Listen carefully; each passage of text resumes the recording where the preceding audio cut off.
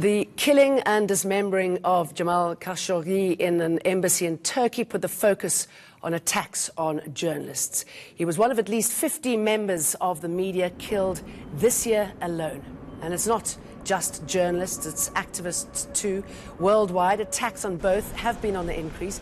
20 years since the signing of the UN Declaration on Human Rights Defenders. In South Africa, members of Shack Dwellers Association, Abahlali, Basemjondolo have borne the brunt of the attacks. Anti-mining activists in Xolobeni in the Eastern Cape have also been in the front line, with their leader, Sikosipi Bazuka Radebe, murdered in 2016. The murder of Bazuka, there is no arrest even today. And it's doubt if there will be an arrest, because the state is not willing to assist us to investigate the murder of Bazuka. And the question how long our communities are going to be threatened, are going to be vulnerable by those so-called development. How long? Tonight we speak to Jovial Rantao of the African Editors Forum, Zikode, an activist from Abahlali, Basemjondolo, in our Durban studio. And on Skype we've got Mishra-Newbery, Director of Global Community of the Women's March Global, about the continued dangers facing journalists and activists who dare to take on the rich and the powerful. Very warm welcome to all three of you. Thank you. Let me start off with you. Why has it got so bad? Why are we seeing an increase of attacks on journalists and activists? We're seeing, very simply, Jane, an attack on journalists and activists because more and more people are speaking out against the human rights abuses that they are experiencing worldwide, women especially. We see this in Saudi Arabia. 3 years now, Israel Goman has been sitting in prison, now facing the death penalty. In May, 11 human rights defenders were arrested, and they're still sitting in prison facing alleged reports of torture, and they have not been released. And meanwhile, the Saudi government is really painting the picture that they are this progressive government. Governments around the world don't want to acknowledge the fact that when women especially speak out in support of human rights and women's rights, that they do experience repercussions in a much greater way than ever before. And I think the murder of Jamal Khashoggi really exposed Saudi Arabia for what it is, isn't it? I mean, there's this front that it presents to the world, and the US is lapping it up, when in actual fact, this is the reality, that you can't speak out. And what a way of shutting down the opposition there. Absolutely. And the one thing that I will add to that is Jamal Khashoggi's assassination and murder receives incredible press coverage, but the oppression that women are experiencing worldwide is more than ever before. And we cannot forget about the fact that the Saudi government, as a government, the women in Saudi Arabia face incredible oppression through the male guardianship system. And so if we're looking at Saudi Arabia specifically, this has been going on for a long time. Where is the international outcry for the women who are still sitting in jail? Some of these women directly were active in helping to lift the driving ban that the Saudi kingdom so publicly touted as a great reform, and yet they are sitting in prison. No, I mean, truly horrific. Zikode, I mean, I know that you've faced horrific ordeals. You've had some of your own members murdered, and I know that women have been attacked as well. Tell us more.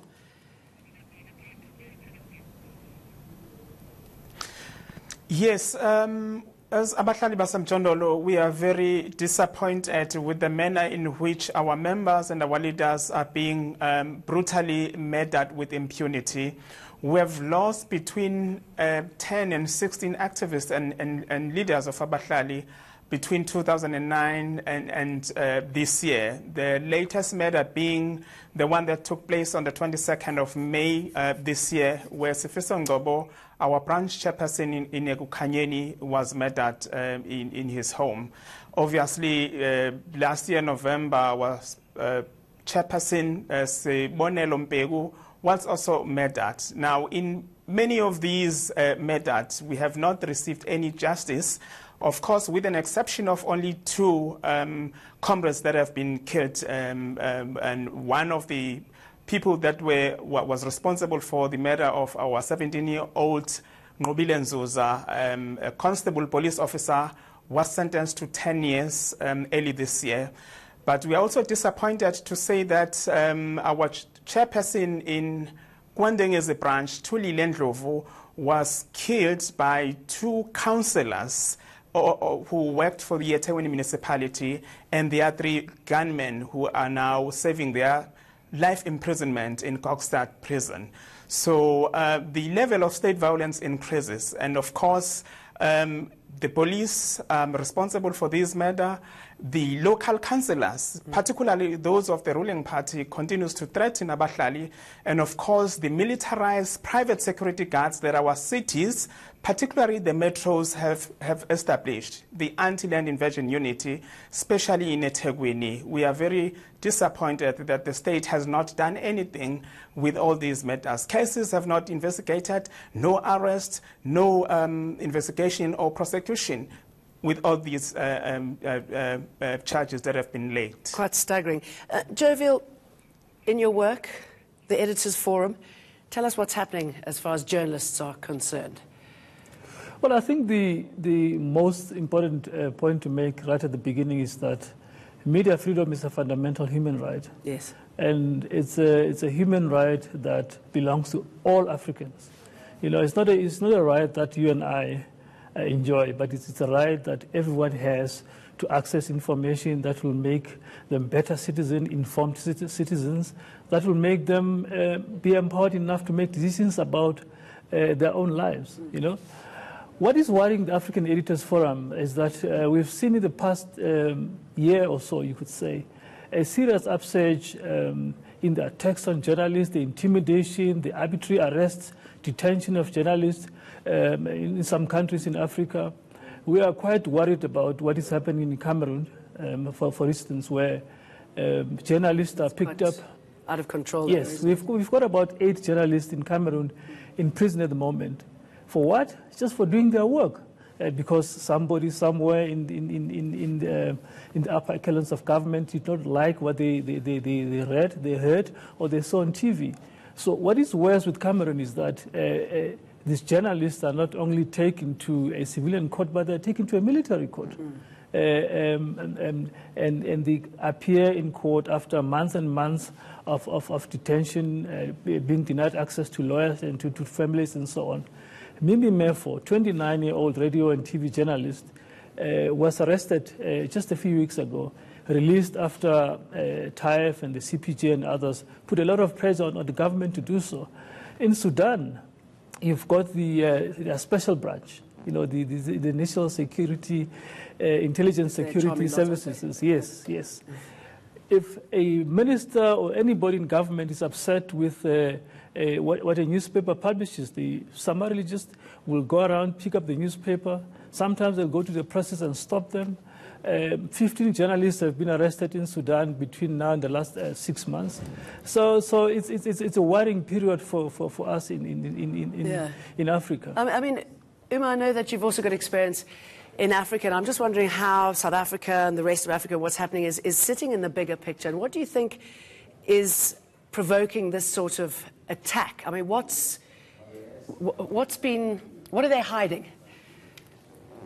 That's a great question, Jane. And I think, you know, the answer is that what we need to do is look at the interconnectedness of who is holding the power and what happens when that power is starting to be broken down. And if we look, and if we look at just corporations and the power that they hold on a multinational level, and also how governments are colluding with corporations on a multinational level and on an international level, and where that money is going and how that money is being used. Specifically, if I go back to Saudi Arabia, because this is a region where we're actively campaigning, right? South Africa, Canada, the United States, UK, these are countries that are actively selling arms into Saudi Arabia. They profit off of the continued oppression and silencing of people, right? And you know, the numbers coming out of Yemen are incredibly staggering. But each of these countries... Yes, they are all complicit. It's horrific. And these countries, the Canadian government and the French government, these are governments that on the outside profess to be very supportive of women's rights. But then when we dig deeper, we see that they're actually working in collusion with multinational interests to continue the oppression. So the reason why we are seeing this uprising is because people are now, just done with this systemic patriarchy, this systemic oppression, and we are speaking out about it. And this is, we have great activists around the world at Women's March Global that are actually doing this work on a global scale and linking up all of these dots.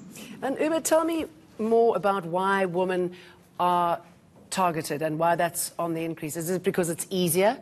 You say that, people are hardly standing up and stamping their feet when it comes to women, as opposed to what we saw with Jamal. And also, they're not only attacking women personally, but they're attacking their families, their children in the workplace.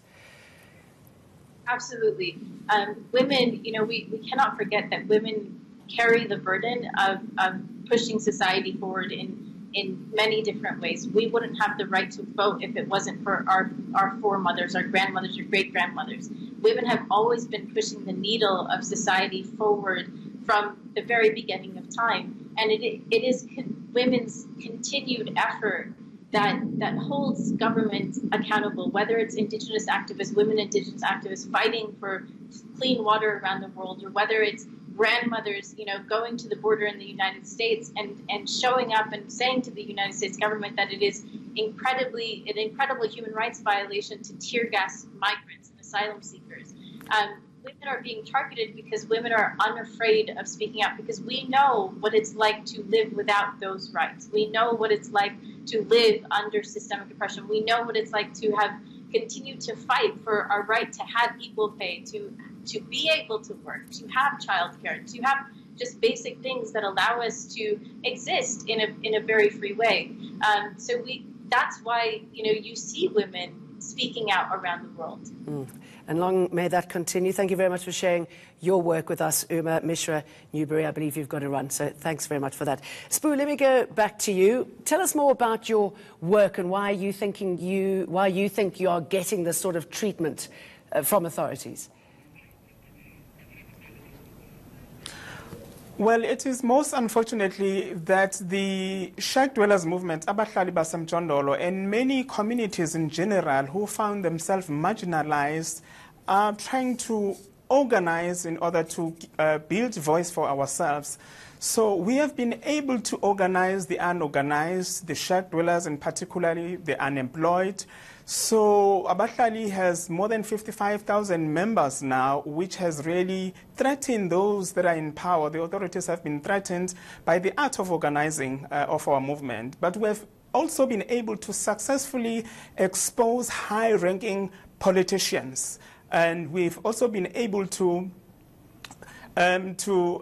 speak for ourselves, because in most cases there are people who think that it is their job to think for the impoverished communities.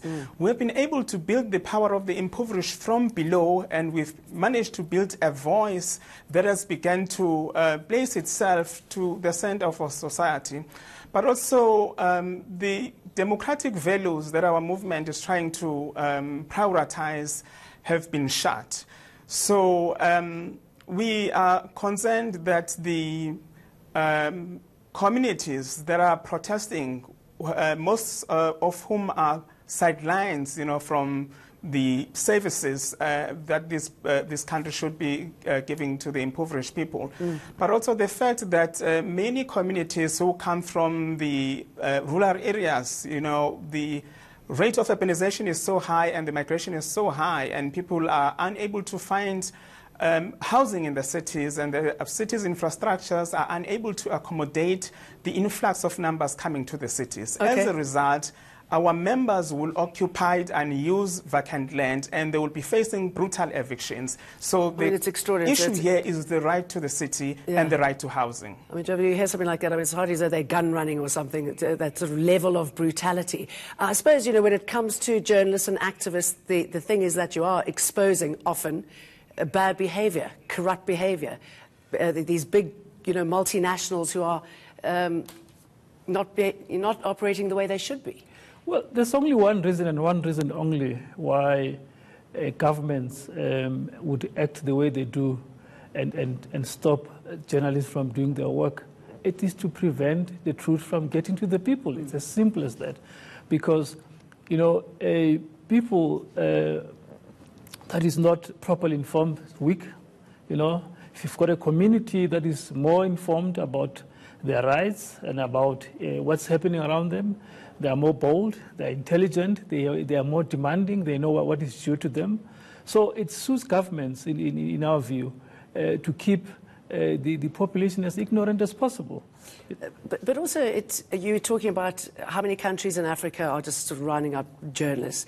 I mean, you've got Donald Trump, you know, he tweeted, do you remember when he's, you know, shown hitting a CNN reporter in the face? You know, we've got the EFF here saying that it's kind of okay to be violent against journalists. Do you think because so many countries are getting away with it, or leaders are getting away with it, it's considered to be okay now to take this? I think so, but I think it gives the media fraternity a reason to really realize that even the freedom that media freedom that is being enjoyed in countries like South Africa, the United States, or wherever, even that freedom must be protected, must be nurtured. You know, you cannot relax and say it's in the Constitution, so there's no need for us to do anything. Yeah. You know, it is very important, Jane, I think, that we keep governments on their toes, because, you know, there is research that shows the world over that in countries where democracy is thriving, media freedom and freedom of expression is quite thriving. But in countries where there's dictatorship and all anti-democratic tendencies, people tend to want to suppress the truth. And political parties don't like what they hear. Right through the globe, they're the same. You mustn't get there. So with this sort of violence against you and your members, would anything stop you from doing the work that you're doing? Because clearly what you are doing is quite important. Yes, of course. I mean, we are dealing with the landless, homeless people, and then in the midst of such poverty, inequality, and high rate of unemployment, people are being attacked. So we have no choice but to continue organizing, continue building the power of the community so that they can speak for themselves, but also making sure that basic services such as your water, sanitation, electricity, and so on are able to be installed in our settlement, failing which communities have no choice but to help themselves provide those services. It is unfortunate that the state and our municipalities are not just only failing to provide these services, but they are also attacking the efforts, the very democratic efforts to bring these services to the communities themselves.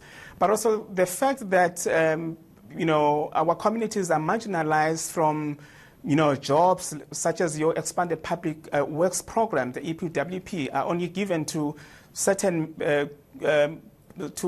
part of the communities, those who are loyal to local councillors and so on. So we do want to say to local councillors, we are human beings, we have the right to organize, we have the right to speak for ourselves, we have a right to demand and to hold government accountable. So any government of the day has to listen to the communities, to the voice of the people that have voted and again, them. Same thing with journalists, they need to listen, and you need to be able to do your job. Yes, and also the other important thing is that, even in this very difficult economic climate where we are experiencing smaller newsrooms and so on, that journalists and the media must continue not only to cover urban centers, but to go and cover the areas, rural areas that we're talking about. Because it's in exercising our own right and exposing them that we can actually protect these communities. All right. Well, thank you very much for talking to us. Jovial Rantao and Zikode. Thank you. Thank you. Coming up, nothing unites South Africans more than a love for meat. We're going to be talking about that.